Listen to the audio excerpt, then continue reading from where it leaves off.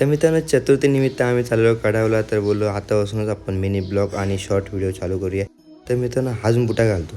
गेटात बसलो तर गेट बंद पडला. इकडं पोचलो तर ये बोलतो मला घड्याळच पाहिजे. तर थांब घेऊ भाई सहर्ष स्वागत केलं ना. ATMचं दर्शन झालं पहिले. केलं आम्ही लाईनीला लागलो. बाप्पाचं पूजन चालू होतं. मी पण दर्शन घेत सर्व देवांचं आम्ही पोचलो देवापाशी. देवाचा अभिषेक चालू होता. नंतर आम्ही 5 फेऱ्या मारायला लागलो. इथं नाही तर मग कुठं मारायचा. लग्नाला टाईम आहे अजून आमच्या. तर मित्रांनो नंतर बोललो इकडे दर्शन घेऊ छोट्या छोट्या देवांचं. ते बोलतो पासा भरून घे लागला एकदाच देवांचं येईल. नारळ फोडला भाई बोलतो मला काहीतरी पाहिजे.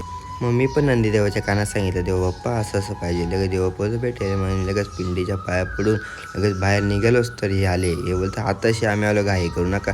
भाई बोलतो मी कुत्र्याला हात लावतो. हात नको ना बाई दहशत करून ठेवले कोदिल्यात कुत्र्याने. महाप्रसादासाठी लाईन होती तर आम्ही येता सर्व फुल झाली. मग आम्ही लागलो साईडच्या थप्पीला म्हणजे साईडला बसलो. अजून स्टोरीज टाकतो. नंतर आमचा नंबर लागला बाई आम्ही चाललो बसायला.